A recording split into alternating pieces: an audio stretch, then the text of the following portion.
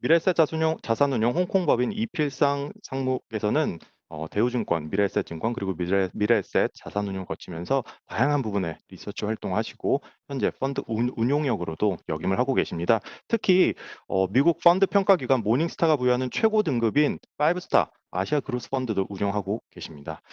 금일 강의 내용 간략하게 제가 보여드리도록 하겠습니다. 왜 글로벌 투자가 필요한지, 중국이 주도하는 글로벌 성장 산업들은 또 뭐가 있는지, 중국의 지금 현안은 어떤지 여러분들께 안내해 드릴 예정입니다. 특히 금일 웹세미나 전반부에는 중국 중심 이슈로 여러분들께 소개를 해드리고 후반부에는 펀드 상품에 대한 소개해 드릴 예정입니다. 지금 보이는 화면은 화면이 안 나오는 게 아니라 잠깐 여러분들께 다음 진행에 앞서서 제가 설명을 해드리기 위해서 잠깐 빈 페이지를 보여드리고 있습니다. 국내 투자자분들도 이제 해외 투자하는 횟수가 점점 많아지시고 있고 투자하는 횟수도 점점 잦아지고 있습니다. 10년 전 혹은 15년 전만 하더라도 분명히 다른 패러다임이었는데 늘 미국에 우리는 큰 관심을 가졌습니다. 하지만 중국의 가능성은 언급을 하면서도 중국 투자는 좀 망설이는 그런 경향이 있었습니다. 오늘은 중국 투자에 대한 전문가를 모시고 어떻게 투자를 할지 그리고 투자 대상으로 중국은 어떨지 그런 부분을 좀 더 알아보도록 하겠습니다. 그러면 오늘 웹세미나 이필상 상무 모셔보도록 하겠습니다. 상무님? 네, 안녕하세요. 이필상입니다. 네, 상무님, 글로벌 투자에 대해서 이제 많은 분들이 좀 관심을 갖고 있는데, 이 중국에 대해서 좀 투자 대상으로 어떻게 생각하고 계신지 좀 직접적인 설명 한번 부탁드리겠습니다. 네, 뭐 다양한 얘기를 들을 수 있을 것 같은데 우선은 조금 전에 말씀하셨듯이 이제 저희가 이 글로벌 투자라는 관점에서 중국을 보는 거거든요. 음, 저희가 이거부터 시작을 했으면 좋겠습니다. 우리가 한국이라는 경제, 한국 사회가 이미 선진국화되고 있는 것이죠. 이 뭐랄까, 자본 수익률을 높게 줄 수 있는 자산군이 많이 줄어들고 있습니다. 그런데 저희는 이제 은퇴 이후에 자산도 축적을 해야 되는 상황이고 그래 이런 이유 때문에 국내가 아닌 해외로 투자해야 될 요인이 더 많아지고 있는 것 같습니다. 이게 이제 기본이고 그런데 왜 제가 뭐 이렇게 중국 얘기를 드릴 수 있냐 하면은 지금은 중국의 자산을 알로케이션을 할 요인이 더 많아진 것 같습니다. 그 얘기를 좀 드릴게요. 저희가 경험 또 인제 많은 또 선배님들 위에 인제 투자하시는 분들 얘기를 듣고 또 저희 경험을 바탕으로 해 보면 이게 중요한 것 같아요. 이게 저희가 이 주식 시장을 통해서 자산을 축적하기 위해서는 성장 산업에서 경쟁력을 갖고 있는 기업에 분산 투자를 해야 되는 것 같습니다. 이 우선은 글로벌 경쟁력이라는 게 중요한 거는 저희가 해 보니까 글로벌 경쟁력 있는 기업들이 가장 안전하고 수익성이 높은 자산이었습니다. 그리고 또 여기서 제가 글로벌 말씀드리는 이유는 경쟁 대상이 지금은 한 국가에 제한되지가 않죠. 전 세계 다른 기업들과 견주어서 경쟁을 해야 되는 상황이 되었기 때문에 그들과 견주어서 경쟁력 있는 기업들에 대해서 저희가 관심을 가져야 돼 그런 기업들이 좋은 자산이 될 수가 있는 것입니다. 그리고 제가 분산 투자를 말씀드린 이유는 어떤 산업, 어떤 기업이 어떤 사이클을 그릴지를 저희가 예측을 못 해요. 이게 저희가 예측하려고 노력하지만 시점, 타이밍에 대해서는 저희가 정확하게 맞추기가 굉장히 어렵습니다. 그런 측면에서 포텐셜이 있는 기업들을 여러 군데 여러 기업을 가지고 있어야지 이게 포트폴리오 내에서 자산이 좀 관리가 되는 것 같습니다. 근데 이런 전제 하에서 제가 설명을 쪼끔 서두에 길게 했는데 이런 종류의 자산들이 이런 종류의 기업들이 중국에 많다는 것입니다. 예, 여러분들 한국 분들이 생각하는 것보다 이런 조건에 부합하는 기업들이 중국에 상당히 많이 있습니다. 그래서 저희의 은퇴 자산에 대해서 고민을 하실 때 중국의 주식을 관심을 많이 가지고 봐야 될 것 같습니다. 제가 약간 좀 다른 얘기가 될 수도 있겠지만 일본을 한번 좀 보고 싶어요. 일본이라는 나라가 한때는 굉장히 잘 운영이 되고 굉장히 좋은 뭐랄까 주식시장 퍼포먼스를 보여줬던 나라인데 지난 30년 동안 그러지 않았어요. 저희가 소위 말해서 일본의 잃어버린 30 년이라고 얘기를 하는데 이건 경제적인 측면도 있지만 주식시장도 마찬가지입니다. 주식시장도 1990년 고점 이후로 일본의 대표적인 주가 지수이죠. 니케이 225 같은 경우에는 마이너스 40% 예요 지금. 그러니까 30년 내내 주식시장에 투자를 해도 남는 게 없는 것이죠. 지난 20 년간을 좀 좁게 보더라도 별로 퍼포먼스를 보여주지가 않았습니다. 반면에 미국이라는 아까 인제 서두에서 말씀하셨지만 미국은 지난 20-30년 동안 무려 10배 가까이 성장을 했습니다, 지수가. 이게 너무나 큰 차이가 있는 거죠. 둘 다 선진국이고 잘하는 것 같은데 왜 이런 차이가 났을까? 제가 한번 분석을 해 보니까 이런 게 있는 것 같습니다. 처음에 90 년대 소위 말하는 잃어버린 10 년은 매크로 관점에서 설명이 가능해요. 뭐 엔화가 강세였다든지 뭐 부동산 버블이 너무 크게 형성되었다든지 이런 걸로 설명이 가능합니다. 하지만 그다음 이 20 년은 매크로로 설명이 되지는 않는 것 같아요. 제가 볼 때는 일본이요. 한때 글로벌 기업을 배출했던 일본이 지난 20년 동안 이 과거의 자신들의 어떤 성공을 달성을 하지 못했습니다. 지난 20년 동안 일본은 대부분의 영역에서 그러니까 저희가 생각할 때 굉장히 중요한 대형 성장 산업에서 일본이 글로벌 경쟁력 있는 기업을 배출하는 데 실패했습니다. 네, 이게 일본의 나머지 20 년의 핵심이라고 저는 생각을 해요. 그래서 뭐 예를 든다면 반도체 같은 경우도 이거 아실지 모르겠지만 1980 년대만 하더라도 일본의 반도체가 전 세계 점유율 50%를 점할 때가 있었어요. 근데 지금은 5% 밖에 안 됩니다. 그러니까 일본이라는 나라는 지난 20년 동안 30년 동안 반도체 산업에서 경쟁력을 계속 일어났던 것이죠. 그리고 우리가 일본의 스마트폰이 굉장히 중요한 글로벌리 중요한 산업인데 일본에서 스마트폰 브랜드 이제 없잖아요. 소니 정도 있는데 뭐 저희가 일본의 브랜드를 스마트폰에서 얘기를 합니까? 하지 않죠. PC도 그랬고 스마트폰은 더욱더 그랬고. 그러니까 IT 하드웨어라는 굉장히 중요한 어떤 대형 산업에서 일본이 또 실패를 했습니다. 그 외에도 소프트웨어든 인터넷 기업들 저희는 마이크로소프트 쓰고요. 아마존도 뭐 좀 거래하시는 분들 많고 구글 뭐 유튜브 너무 많이 쓰지만 일본의 소프트웨어를 써 보시나요? 아니죠. 그러니까 일본이라는 나라는 지난 20년 동안 글로벌이 있었던 어떤 대형 트렌드, 대형 성장 트렌드에서 대부분 비껴나 있거나 밀려났습니다. 그게 일본 경제가 지난 20 년, 30년 동안 정체됐던 중요한 원인입니다. 그러니까 저희가 갖고 있는 함의는 뭐냐면 우리는 우리의 은퇴 자산을 우리의 자산을 투자를 해야 되는데 어디에 되냐면 성장하는 산업이 많은 국가들, 특히 글로벌리 대형 성장 산업에서 경쟁력 있는 기업들을 가지고 있는 지역 혹은 국가에 투자를 해야 된다는 것입니다. 중국은 어떨까요? 중국은 아실 수도 있습니다만 세부적인 산업으로 들어가면 앞에서 말씀드린 그런 조건에 부합하는 기업들이 더 많아요. 예. 그러니까 핸드폰도 우리가 너무나 잘 아죠. 예. 애플과 삼성을 제외한 나머지 대부분의 기업들은 다 중국에 있습니다. 화웨이, 비포, 오보, 샤오미 그다음에 최근에는 뭐 리얼미 이런 브랜드까지 해서 대부분의 스마트폰 브랜드가 대부분 중국에서 나오고 있습니다. 배터리 산업 우리도 잘 익숙한 것이죠. 뭐 LG화학이 있고요. 삼성이 있습니다만 글로벌 1등 기업 또 그다음에 그 외에 대부분의 또 하위에 있는 기업들 10위 안에 있는 기업의 대부분은 중국에 있습니다. 태양광은 거의 모든 영역에서 중국이 압도적인 1 위를 하고 있고요. 우리가 생각할 때 미래는 5G와 뭐 인공지능 이런 게 있지 않습니까? 성장 산업. 이 역시도 대부분의 영역에서 중국 기업들이 압도적인 1 위를 하고 있습니다. 1등 아니면 2 등이죠. 미국이랑 서로 경쟁을 하면서. 그 외에도 중국이 글로벌 1 등은 아니지만 글로벌 수준에 빠르게 캐치업하는 성장 산업들이 있어요. 뭐 대표적인 게 바이오텍, 신약 개발 능력, 그다음에 클라우드도 중국이 아주 열심히 좀 투자를 하고 있습니다. 소프트웨어도 마찬가지고요. 그러니까 이게 중국이라는 나라를 가만히 들여다보면 글로벌리 대형 성장 산업에서 이미 1등 기업이 있거나 1등 기업이 있을 것 같은 상황이 많습니다. 그럼 저희 같은 입장에서 미국의 모습을 보는 거죠. 미국이 지난 수십 년 동안 발전한 것 같은 모습들을 그런 기업들을 중국이 지금 배출하고 있는 상황을 저희는 지금 보고 있는 것입니다. 그래서 중국에 대한 투자가 필요하다는 것입니다. 저희는 중국 경제에 투자하는 게 아니고요. 중국의 글로벌 경쟁력 기업에 투자를 하는 것입니다. 물론 시간이 흘러서요. 뭐 10 년이 지나서 언제가 될지 모르겠습니다만 중국 역시도 어떤 이유에서인지 간에 글로벌 경쟁력을 상실할 수가 있어요. 그러면 저희는 투자 안 해도 됩니다. 하지만 제가 볼 때 중국은 지금 상승기에 있죠. 기업의 성장의 측면에서는 상승기에 있습니다. 한동안 유지가 될 거고요.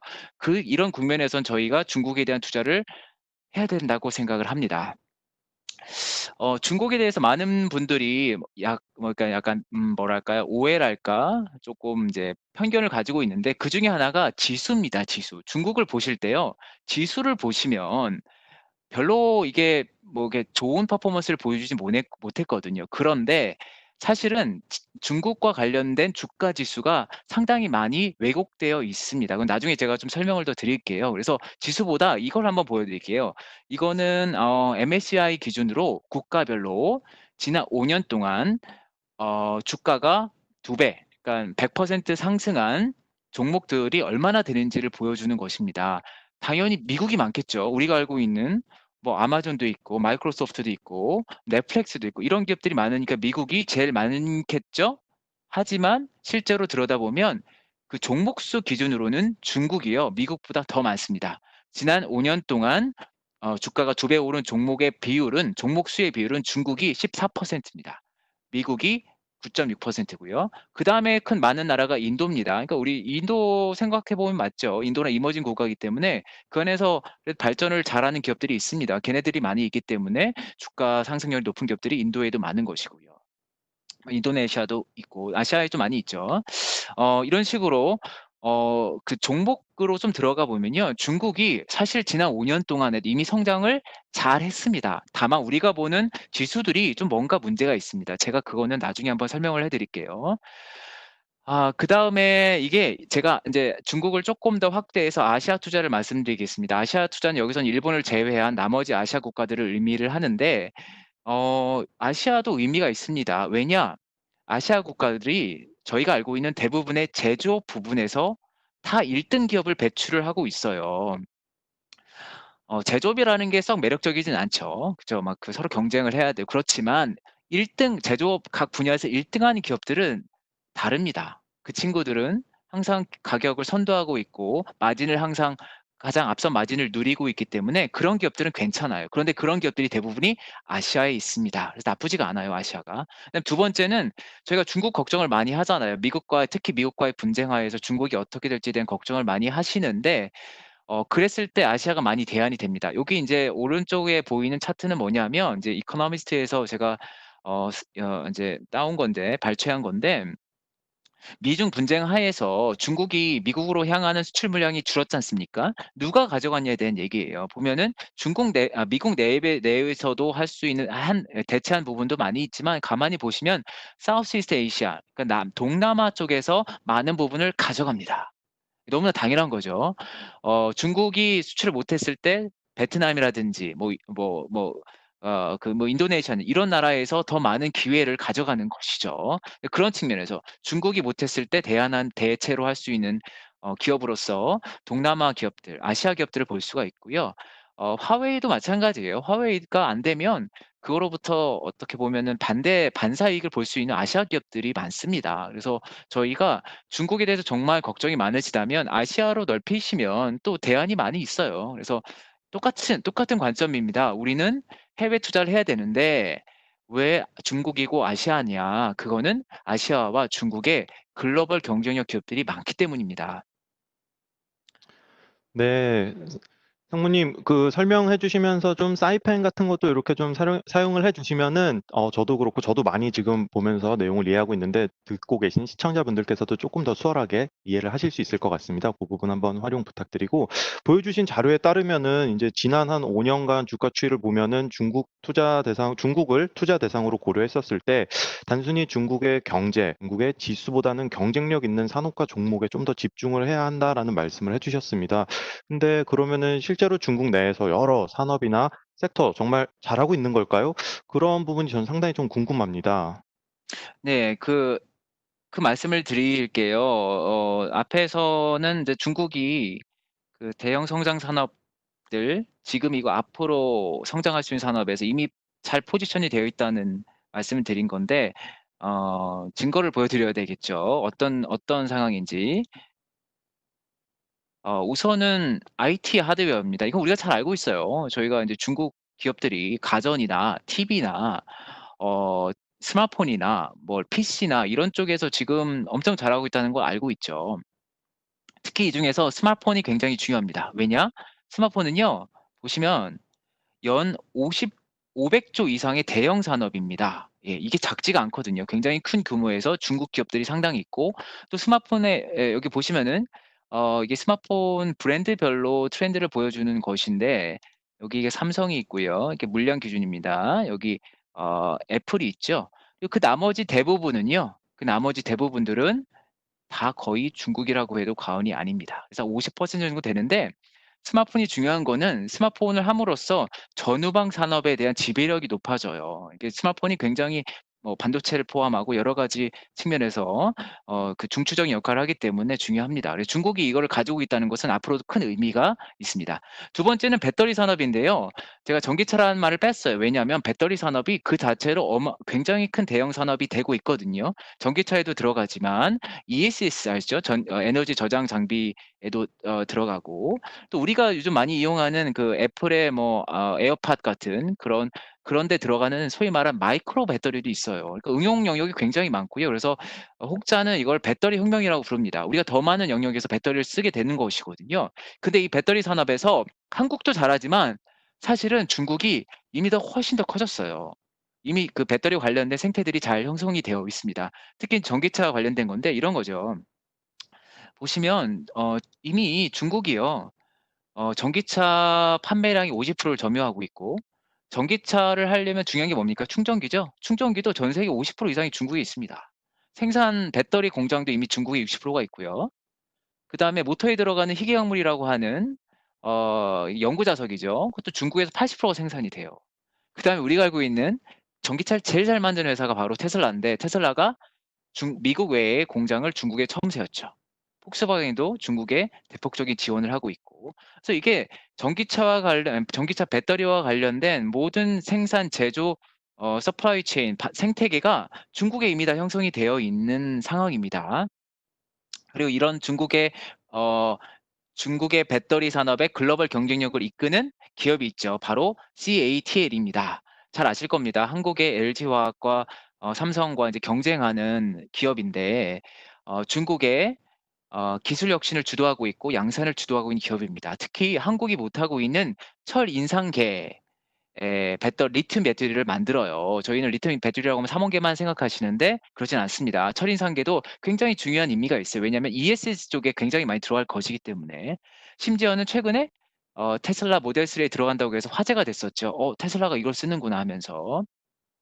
여하간 CATL을 중심으로 이런 어떤 그 배터리 새로운 기술들 또 배터리 관련된 그 서플라이 체인들이 다 형성돼서 하나의 군단을 형성을 하고 있습니다. 그래서 이게 굉장히 큰 산업인데 그중에서 중국 기업들이 이미 두각을 나타냈다는 사실. 또 세 번째는 태양광인데 아직은 작아요. 하지만 굉장히 큰 산업이 될 거라고 저는 믿어 의심치 않습니다. 왜냐? 이건 석탄 산업을 다 대체할 거거든요. 석탄과 기존의 우리가 소위 말하는 그 화석 연료 산업을 다 대체할 수가 있어요. 그래서 큰 산업이 될 건데 이건 역시도 중국 기업들이 다 주도를 합니다. 저희가 태양광 패널이 지난 10년 동안 90%가 빠졌다고 했어요. 근데 어떤 이유 때문에 빠졌을까? 상당 부분은요. 중국 기업들이 어 중국 기업들이 주도를 하면서 가격을 낮췄습니다. 왜냐? 규모의 경제를 키웠고요. 또 나름대로 공정상의 혁신을 많이 했어요. 그래서 그 덕분에 태양광 패널 가격이 92% 하락, 90% 이상 하락을 했습니다. 그래서 여기 보시면은 이게 이제 최근에 이코노미스트에서 나오는 걸 또 다시 한번 인용을 하는데 보시면 이미 보시세요. 솔라, 그쵸? 여기 솔라도 보이고요.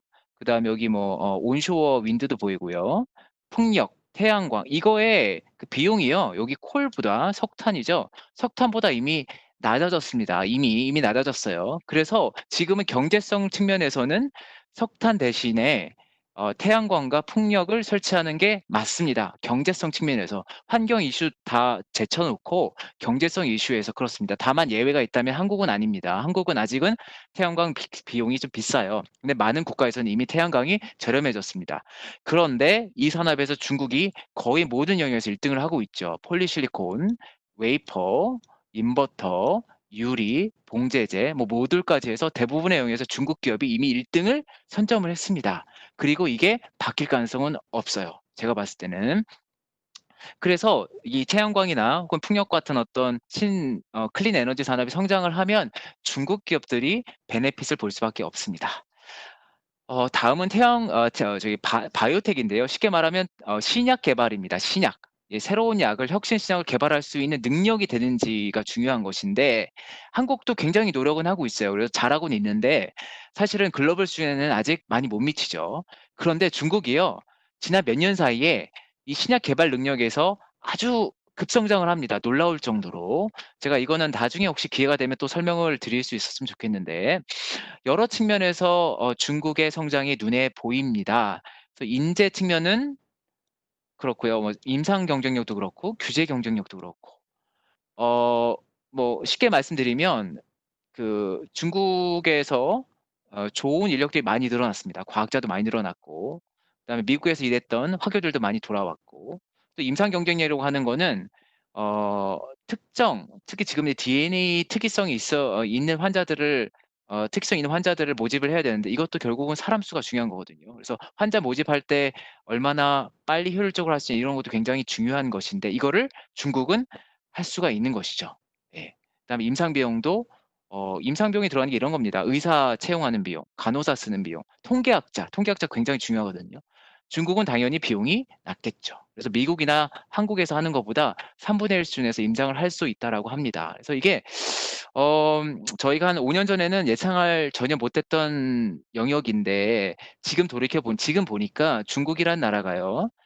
신약 개발, 글로벌 혁신 신약 개발하는 데서도 이게 기반이 이미 닦인 것 같아요. 생태계랄까, 어떤 기반 인프라스트럭처랄까, 인력 되고요. 그다음 임상을 할 수 있는 어떤 여건이 되고 있고, 규제 기관도 굉장히 선진화됐고, 최근에 이미 신약 개발의 사례들이 많이 드러나고 있습니다. 특히 이제 면역 항암제 같이 지금 최첨단을 달리고 있는 영역에서 중국이 이미 실적을 승인을 많이 받았어요. 그래서 이런 영역들도 저희가 보이는 거죠. 중국이란 나라가 이 옛날에는 남의 약들을 그 카피하는 제네릭만 하는 복제약만 할 줄 알았는데 지금 가만히 보니까 신약 개발을 미국에 몇 년 뒤지지 않아요. 이렇게 빨리 따라오고 있는 모습을 저희가 거의 매분기 보고 있는 거예요. 이게 신약들이 인제 나오는 것들이 뭐 1 년에 몇 번씩 나오니까요. 이거를 계속 중국들이 보여주고 있습니다. 그래서 앞에서 말씀드린 하드웨어도 잘하고 중국이 범접하기 어려울 거라고 생각했던 신약조차도 지금 중국이 뭔가를 해 나가고 있는 게 보이는 것이죠. 다음은 인제 인공지능인데 이게 누구나 인정할 겁니다. 앞으로의 많은 성장은 여기서 나올 거라고 생각을 하는데 그중에서 가장 많이 이용하는 부분이 어디냐면 이미지예요, 이미지 분석. 이게 응용 영역이 굉장히 많습니다. 자율주행도 결국은 이미지 분석을 얼마나 빠른 속도로 정확하게 하느냐인 것이죠. 이 부분에서 중국이 사실은 지금 이미 1 등입니다. 특히 영상 처리, 보안 영상 관련해서는 이미 중국이 오래전부터 세계를 리드를 하고 있었고요. 그중에 하나가 바로 화웨이입니다. 예, 화웨이고 뭐 몇 기업이 많이 있어요. 근데 벤처 같은 경우 뭐 센스타임이라든지 이런 기업들도 최근에 성장을 하면서 이미지 관련된 부분에서 중국이 이미 글로벌을 리드를 하고 있습니다. 자율주행 쪽은요. 미국이 주도를 하고 있습니다만 중국의 벤처가 활발해요. 예. 그래서 상당히 오른쪽에 차트를 보시면 이거는 뭐냐면 자율주행 테스트를 했을 때 한 번에 얼마나 오래 갈 수 있는지를 보여주는 캘리포니아 주에서 그 취합한 자료인데 이게 뭐 절대적인 건 아닙니다만 이거가 어느 중요한 어떤 참고가 됩니다. 근데 보시면 여기 뭐 바이두도 있고요. 두 번째는 웨이모죠. 그다음에 GM도 있는데 오토엑스라든지 포니에이라든지 이런 기업들이 다 중국의 벤처들입니다. 미국에서 캘리포니아에서 실험을 한 건데 그 보고를 하는 건데 중국 기업들이 여기 있는 것이죠. 그러니까 중국이 지금 미국이랑 같이 양강 구도를 이루고 있는 겁니다. 자율주행이라는 굉장히 중요한 인공지능 어플리케이션에서 중국이 이미 미국과 지금 양강 구도를 형성을 하고 있습니다. 어 제가 설명이 많죠. 그만큼 중국이 지금 성장 산업, 대형 성장 산업에서 포지션이 많은 얘기입니다. 이런 얘기를요 다른 국가에서는 할 수가 없어요. 그렇지 않습니까? 일본에선 이런 얘기를 못 하죠. 한국도 잘하고 있습니다만 이 정도까지 얘기를 풍부하게 할 수가 없어요. 근데 중국은 이게 되는 거죠. 각 영역별로 이렇게 얘기할 게 많은 나라인 것입니다. 마지막으로 인터넷인데 이거는 너무나 잘 아실 겁니다. 알리바바, 뭐 텐센트, 파이도, 뭐 최근에 뜨고 있는 뭐 바이트댄스, 메이투안 이런 거 핑두어두어 이런 너무나 익숙한 네임들이지 않습니까? 이걸 제가 하이라이트할 드릴 필요는 없는 것 같아요. 당연히 인터넷 기업들이 더 잘 되겠죠. 이제 코비드 19을 지나면서 더 잘 되겠죠.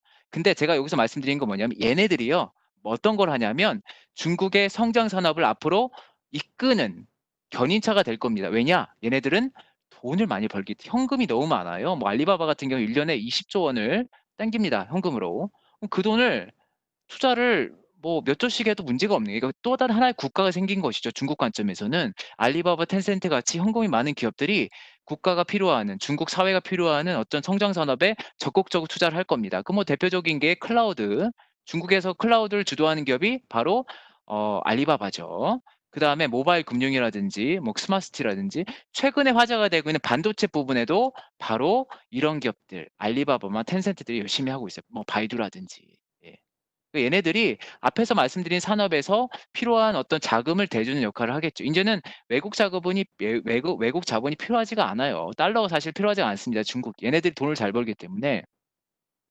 그래서 이렇게 여기까지 한 인제 중국이 갖고 있는 어떤 성장 산업들의 사례를 좀 말씀을 드렸습니다.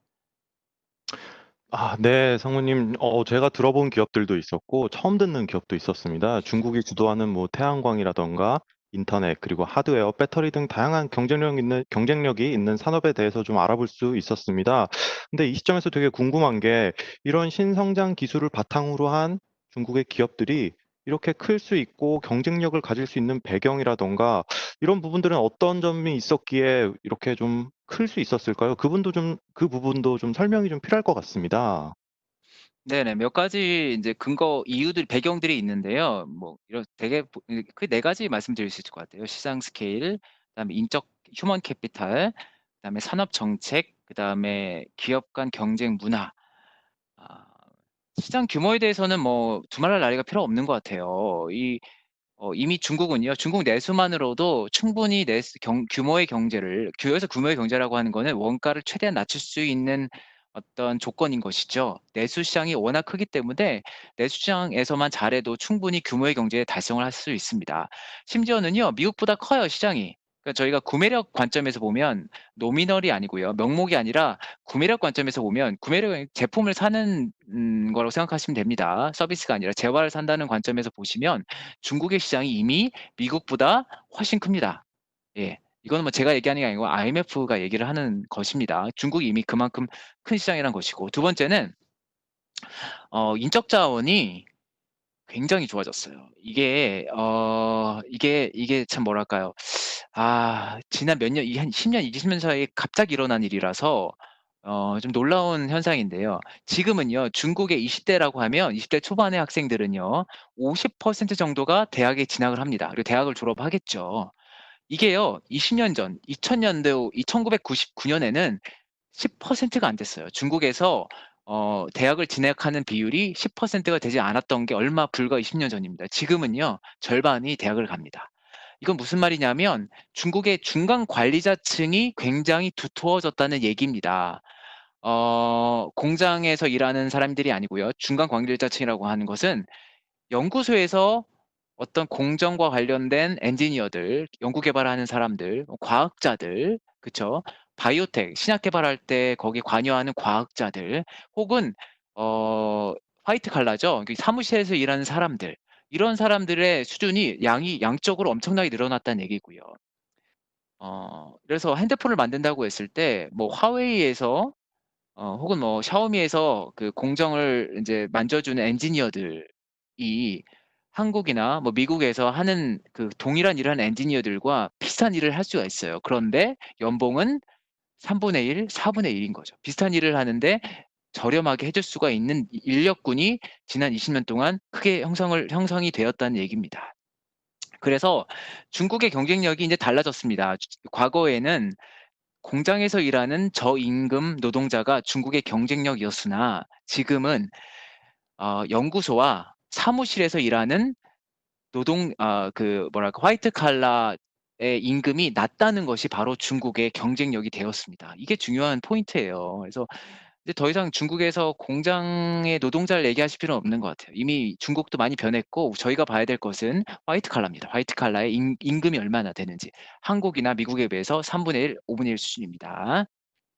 이게 중국의 기업들이 물건을 저렴하게 만들 수 있는 근거가 되는 것이고요. 세 번째는요. 뭐랄까요. 산업 정책인데, 중국이 지난 20년, 30년 동안 산업을 육성하는 경험을 많이 쌓으면서요, 노하우를 터득을 했습니다. 그래서 신성장 산업을 키울 때요, "이렇게 하면 된다. 이렇게 하면 안 된다. 이렇게 하자. 지금은 이게 낫다." 이런 거에 대한 어떤 뭐랄까요? 이게 데이터베이스가 많이 축적이 된 것 같아요. 그래서 그걸 아는 거죠. 이 뭐 초기에는 예를 들어서 초기에는 경쟁을 많이 시키고요. 제가 인제 저기 설명을 해 놨습니다만 초기에는 일단 경쟁을 많이 시켜야 돼요. 그래서 많이 참여를 유도를 해서 일부러 과잉을 만듭니다. 그리고 좀 시간이 지나면요. 그중에서 안 되는 기업은 솎아내요. 그러니까 경쟁력이 없는 기업들은 퇴출시키고요. 잘 되는 기업 쪽으로 지원을 몰아줍니다. 그래서 결국은요. 경쟁력 있는 여기서 말하는 경쟁력 있는 것은 중국뿐만 아니라 글로벌리 경쟁력 있는 소수의 기업들만 남기고요. 그들 기업에 집중적으로 지원을 합니다. 그러니까 이게 산업 정책의 그냥 레시피예요. 너무나 자연스러운 게 이게 중국에서 모든 산업이 이 경로를 밟습니다. 그리고 이거를 아주 오랫동안 수십 년 동안 산업 정책을 만들었던 수행했던 관료들에 의해서 계속 그 관리가 되고 있습니다. 그러니까 이게 좀 무섭죠. 그러니까 과거에도 잘했고 지금도 잘하고 있고 앞으로도 잘할 것 같은 느낌. 왜냐? 산업을 어떻게 키우는지를 알고 있으니까요. 그다음에 뭐 관료에 대한 인센티브도 이 기업이 성장을 하면 그 지역에 있던 뭐 도시의 뭐 시장이랄까 뭐 서기라든지 이런 사람들이 승진을 잘하거든요. 그러니까 이게 인센티브 시스템이 되어 있고요.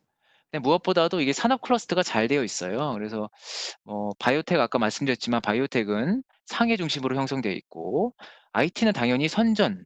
그쵸? 선전에 아까 말씀드린 대부분의 기업들이 선전해 있어요. 화웨이 있고 뭐 BYD도 있고 그다음에 뭐 여러 가지 가전 업체들도 선전을 중심으로 한 그런 광동 인근 지역에 다 있습니다. 반도체는 우한 지역에 좀 많이 몰려 있고요. 상해도 있지만 그다음에 기계는 또 창사에 있어요. 그러니까 이런 식으로 한 어떤 지역, 한 도시 중심으로 산업이 많이 클러스터 형성화 되면 서로 간 시너지를 내는 거죠. 그다음에 마지막으로 말씀드리고 싶은 거는 중국이요. 경쟁 문화가 굉장히 잘 형성이 되어 있어요. 이게 소위 말해서 시장 경쟁 원칙인데 뭐냐면 중국은 지난 30년 동안요. 가격을요. 요소 가격이 재화 가격이 시장에서 결정이 됩니다. 예. 자본주의 국가예요. 이게 아직 글쎄요. 아직 뭐 최근까지도 보면은 뭐 중국과 옛날 구소련을 비교를 하시는 분들이 종종 있으신데 이거 완전히 잘못된 거예요. 예. 옛날에 구소련은요. 가격을 정부가 다 결정했습니다. 중국은요. 지난 30년 동안 대부분의 가격을 시장이 결정을 해요. 그다음에 기업 간의 경쟁을 합니다. 그 경쟁을 해서 살아남는 애가 적자상종이 돼서 어 1 등이 되는 거예요. 예. 그러니까 이게 우리랑 어떻게 보면 인식의 차이랄까? 실제로는 그렇지 않은데 우리는 왜 그렇게 보는지 모르겠어요. 아무튼 중국은 이런 치열한 경쟁 문화가 여전히 있습니다. 그걸 통해서 살아남은 기업들이 상장이 되는 거고요. 주식시장에 상장이 되는 거고 그걸 저희가 투자를 하고 있는 거예요. 그래서 이런 측면 때문에 저희 이 중국이라는 나라에서 좋은 기업 그러니까 글로벌리 경쟁력이 있는 기업들이 많이 배출이 되는 것입니다. 네, 상무님.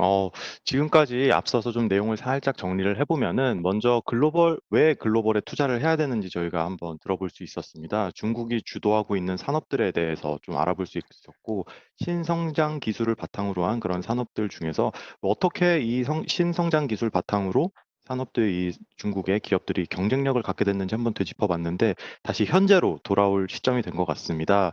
이게 코로나 이후에 또다시 불거지고 있는 이제 미중 뭐 분쟁들 각각 뭐 무역 분쟁서부터 여러 이슈들이 좀 많은 것 같습니다.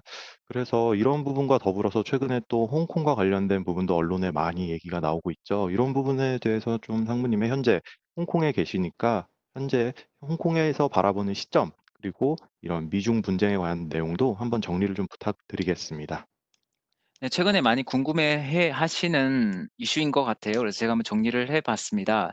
우선 미중 분쟁인데 특히 인제 화웨이가 중심에 서 있지 않습니까? 지금 작년부터 해서 집중 포화를 받고 있는 상황인데 인제 저희가 이걸 어떻게 해야 하느냐 뭐 이런 것 같습니다. 중국이 지금 가장 필요로 한 거는 반도체예요. 반도체의 독립입니다. 지금 보시면 중국이 매년 수입하는 반도체 양이 300 빌리언이 넘어요. 그리고 이 원유보다 많다고 합니다. 대부분은 미국에서 나와요. 이렇게 보시면은 칩 설계 부분에는 미국이 압도적입니다. 그러니까 미국이 이 정도로 압도적인 산업은 인터넷을 제어하고 소프트웨어를 제어하고는 별로 없는데 칩 반도체 칩이 그래요. 여기 보시면 미국이 한 전 세계 70% 정도 됩니다. 근데 이거를 중국이 독립하고 싶어 해요. 독립하고 싶어 하는데 문제는 뭐냐? 독립하고 싶어 하고 화웨이가 바로 이 화웨이가 여기서 인제 어 중국의 칩 설계 산업을 주도를 하고 있습니다. 화웨이가 갖고 있는 자회사 하이실리콘이 전 세계 칩 설계 부분에 탑 10 안에 들어가는 기업까지 성장을 했습니다. 특히 이제 5G라든지 인공지능 심지어는 서버 칩까지도 화웨이는 만들고 있습니다. 그러면서 미국이 갖고 있는 핵심적인 역량 를 지금 넘보고 있는 상황인 것이죠. 그래서 이 부분에 대해서 미국이 결국은 손을 대는 겁니다. 예. 이 자기가 갖고 있는 어떻게 보면 가장 중요한 부분을 지금 중국이 건드리고 있는 상황이기 때문에 그래서 인제 이런 이유 때문에 화웨이가 크게 인제 영향을 받고 있는데 그럼 우리는 어떻게 봐야 될 것인가? 최근에 나온 제재만 하더라도 굉장히 큰 제재죠. 뭐냐면 미국의 제품 혹은 미국의 기술 지적재산 거를 조금이라도 포함되고 있는 제품을 반도체 칩을 화웨이에게 직접 판매할 수는 없다. 그러니까 여기서는 커스텀이라고 표현을 했는데 음 화웨이로부터 주문을 받아서 그 물건을 만들어 줄 수 없다라고 제재를 밝히고 있습니다. 어떤 영향이 있냐? 당연히 어떤 영향이 있느냐? 당연히 화웨이는 뭔가 문제를 영향을 받겠죠. 그게 인제 정치적으로 타협이 될 수도 있습니다만 여하간 현실적으로는 영향을 받을 수밖에 없습니다. 그런데 저희 투자자 관점에서는 어떻게 봐야 되느냐? 제가 한번 몇 가지 정리를 해 볼게요. 첫 번째, 화웨이의 매출이 중국 GDP랑 비교를 했을 때 0.8% 수준입니다. 예. 0.8% 수준입니다. 제가 좀 잘 표현이 안 되는데 예. 0.8% 정도 수준이 됩니다. 뭐냐면 별로 아주 크지가 않은 거죠, 어떻게 보면은. 그러니까 우리는 화웨이가 또 어마어마하게 큰 기업처럼 생각을 하지만 막상 중국의 전체 경제 규모와 비교하면 1%가 안 됩니다. 영향이 없다는 게 아니라 아주 크진 않다는 얘기고요. 두 번째, 화웨이가 저희 주식 투자하는 상장 주식을 투자하는 사람 입장에서는 별로 중요하지가 않아요. 왜냐? 화웨이는 상장 기업이 아니기 때문입니다. 화웨이 계열사도 상장 기업이 아닙니다. 그래서 사실 저희는 상관이 없고요. 오히려 화웨이와 경쟁하는 기업들이 굉장히 많아요. 왜냐하면 화웨이가 뭐 손 안 대는 영역이 없거든요. 반도체 아까 말씀드렸지만 심지어는 태양광에 인버터도 글로벌 1 등입니다. 그러니까 그다음에 뭐 핸드폰에 들어가는 이제 AP 칩 에 들어가는 핸드폰에 들어가는 AP 칩을 만드는 경쟁 기업들이 많이 주변에 있죠. 핸드폰 그 자체로도 경쟁 기업이 있습니다. 누굽니까? 샤오미 같은 기업이 있죠. 네. 그다음 미디어텍은 뭐냐면요. 대만 기업인데요. AP 칩에서 화웨이랑 경쟁했던 기업입니다. 근데 화웨이가 AP 칩을 한동안 만들 수 없잖아요. 그러면 이 미디어텍이라는 기업이 가장 많이 수혜를 봅니다. 대만 기업입니다. 이런 거죠. 저희 이제 상장 기업 투자자 입장에서는 아이디어가 사실 더 많아요. 화웨이가 약간 좀 주춤을 하게 되면 그에 인제 반사이익을 보는 기업들이 많습니다. 그래서 제가 운영하는 펀드에서도 그런 것들이 반영이 되어 있고 뭐 나름대로 균형 있게 이렇게 배치를 해 놨는데 할 게 많아요. 아이디어가 더 많습니다. 그다음에 세 번째는 만약 화웨이가 정말 반도체 칩 설계와 관련된 영역의 상당 부분을 포기해야 된다. 그럼 어떻게 될까요? 중국이 반도체를 산업을 포기할까요? 그렇지가 않습니다. 화웨이가 양성한 소위 말해서 이제 사관학교인데요. 화웨이가 양성한 반도체 설계 인력들이 너무 많아요. 얘네들이 결국 뭘 할까요? 벤처를 세우겠죠. 아니면은 뭐 알리바바가 됐든 아니면 뭐 텐센트가 됐든 회사로 이직을 하겠죠. 그래서 반도체를 거기서 또 만들 겁니다. 그러니까 이게 여기 보시면 제가 이게 오른쪽 차트에서 보여주는 게 최근에 중국에 성장하고 있는 칩 디자인 벤처에 대한 얘기입니다.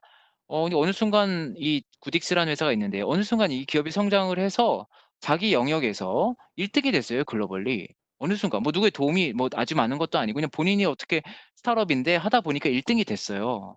칩 설계 영역에서. 그러니까 우리가 생각하는 건 뭐 대단히 뭐 서버칩 이런 거 생각하시는데 사실 각 영역별로 반도체 안에서도 할 게 많습니다. 근데 이런 인력들이 화웨이 인력들이 나오면 이런 기업들이 더 많아지겠죠. 오히려 더 중국의 반도체 생태계가 더 풍부해질 수가 있습니다.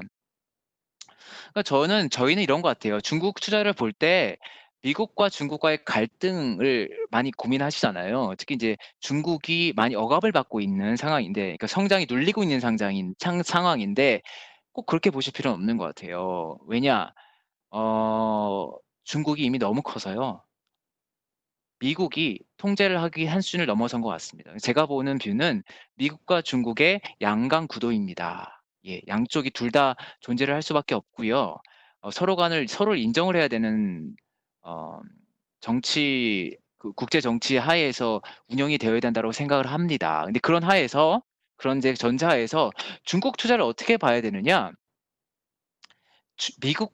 미국으로부터의 독립이라는 관점에서 보시면 참 많이 보입니다, 중국이라는 나라가. 예.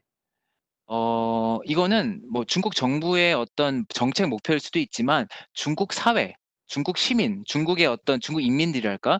이 전반적인 어떤 공통된 방향성이에요. 이 관점에서 보시면 중국의 변화 방향, 성장 방향이 잘 보입니다. 앞에서 말씀드린 반도체도 그런 하나의 사례고요. 일부 영역은 억제가 되겠습니다만 또 반도체의 많은 영역들은 성장을 할 것입니다. 네, 두 번째, 클라우드도 독립하고 싶죠. 소프트웨어도 독립하고 싶고. 그렇지 않습니까? 중국이 미국의 소프트웨어를 쓰면 안 되는 것이죠. 뭐 어떤 일이 발생할지 모르니까. 그래서 심지어는 마이크로소프트의 윈도우조차도 대체를 하고 싶어 합니다. 클라우드는 당연하고요. 그래서 중국에서는 아마존이 잘 안 돼요. 중국에서는 알리바바와 텐센트 뭐 이런 애들이 장악을 하고 있죠, 클라우드 시장을.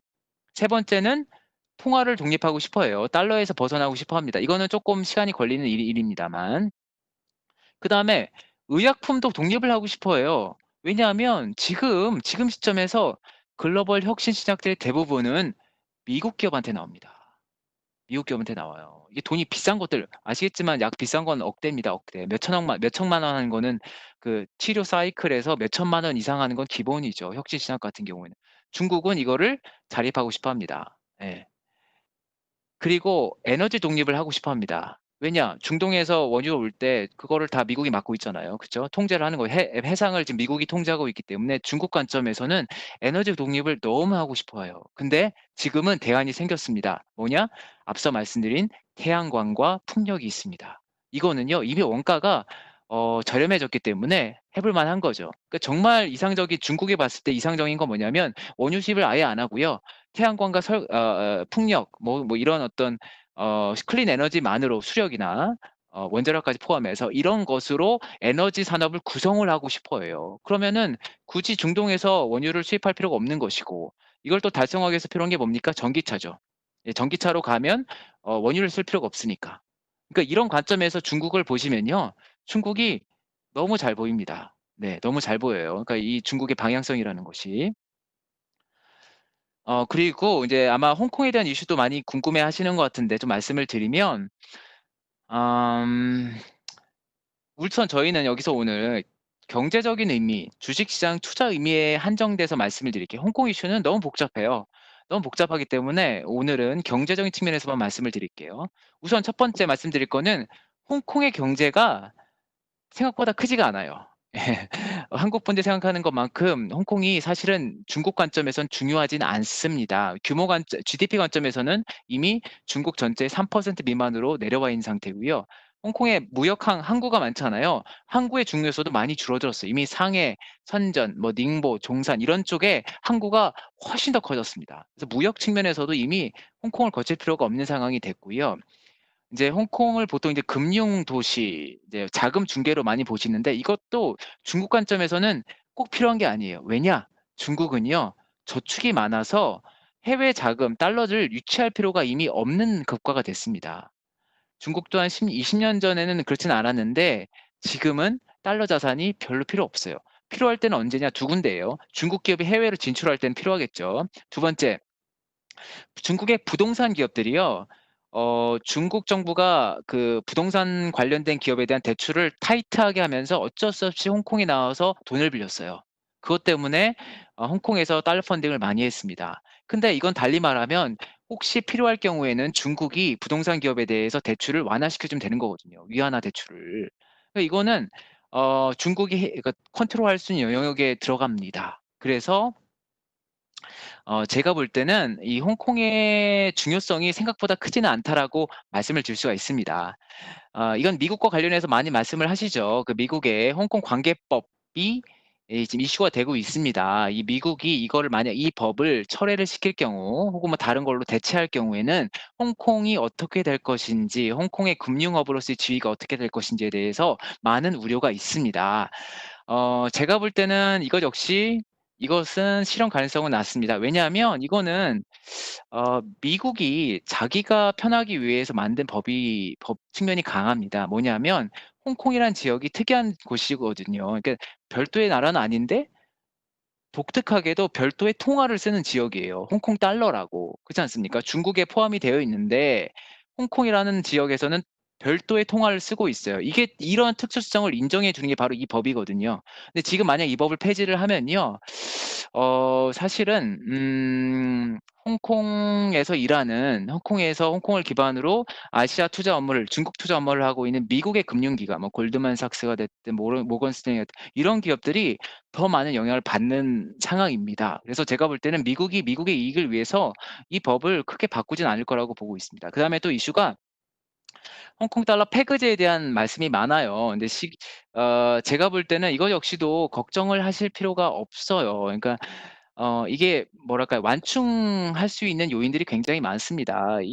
글쎄요. 이렇게 말씀드리면 다 충분히 설명이 될지 모르겠지만 외환 보유고 홍콩 정부 갖고 있는 익스체인지 펀드가 GDP보다 또 훨씬 크고요. 한국은 얼마죠? 한 30% 되나요? 외환 보유고가 한국 GDP 대비 30% 정도 될 겁니다.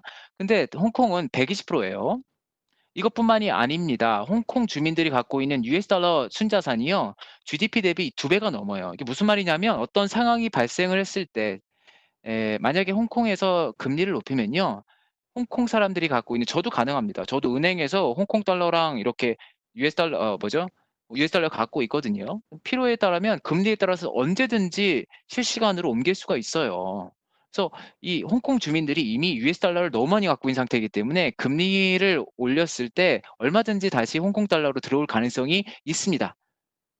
물론 통화에 대한 예측은 불가능한 것 같아요. 저도 통화 전문가도 아니고 사실은 뭐 말씀드리기 쉽지는 않지만 패거제에 대한 걱정은 좀 과도한 측면이 있는 것 같아요. 그래서 홍콩과 관련된 이슈는 첫 번째, 홍콩이라는 경제가 생각보다 크지 않다. 홍콩의 기능이라는 게 중국 관점에서 어떤 절대적인 것은 아니다. 근데 두 번째는 홍콩 달러라든지 홍콩 달러의 지위라든지 이런 것은 최소한 한동안은 큰 변화는 없을 것 같다라는 게 제가 갖고 있는 생각입니다.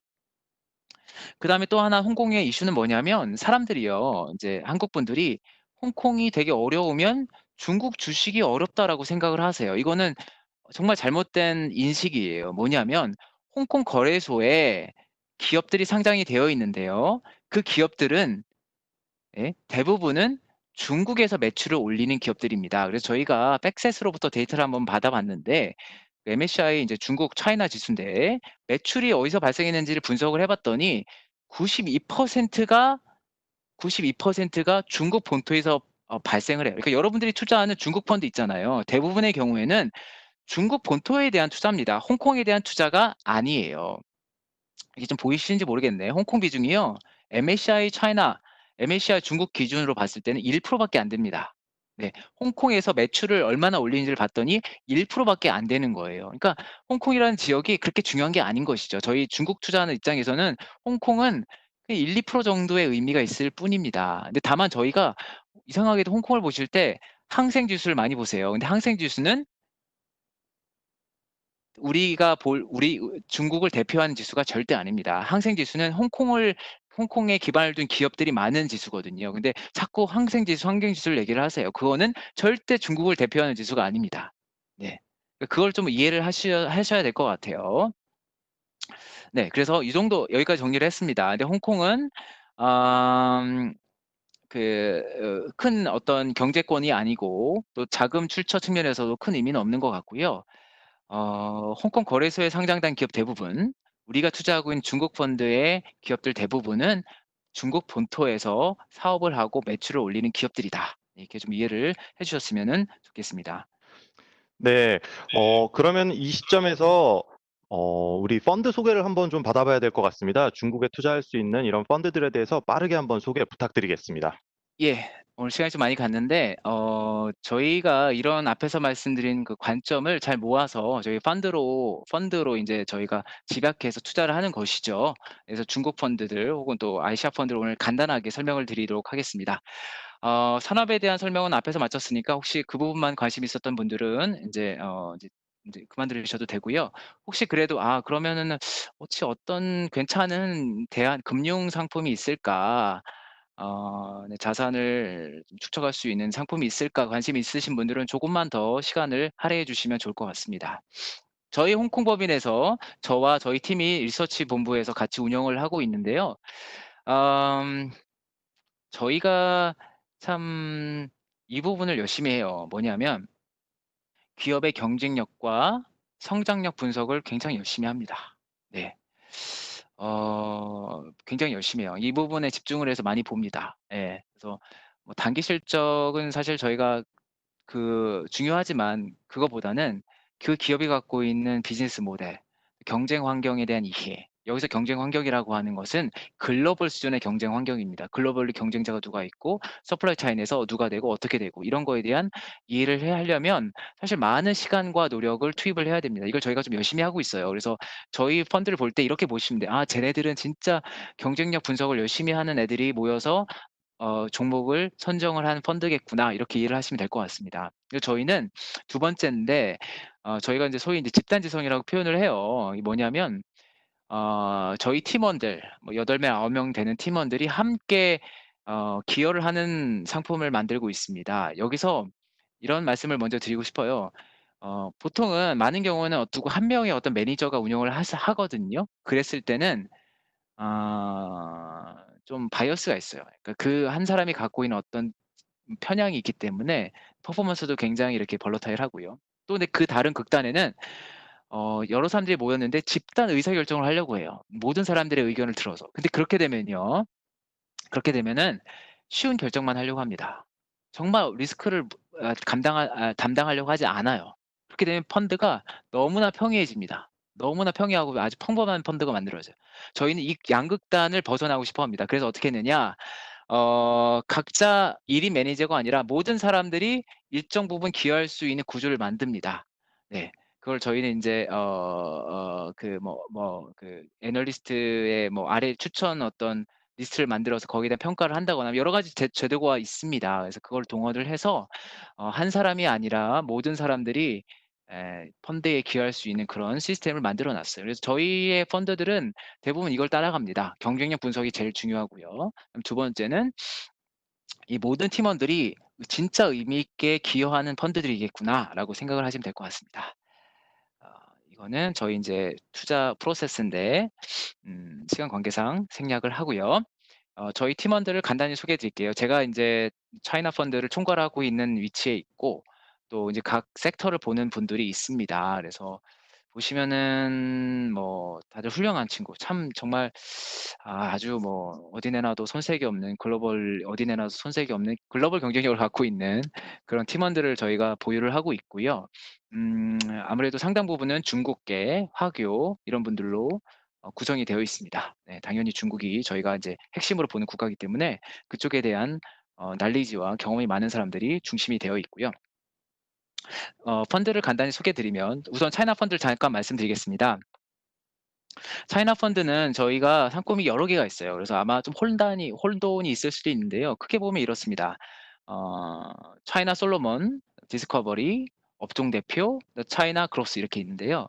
이것들이 종목은 거의 비슷합니다. 왜냐하면 저희 리서치 팀에서 다 같이 운영한 것이기 때문에 거기서 나오는 종목을 대상으로 투자를 하기 때문입니다. 그런데 약간씩 달라요. 뭐냐?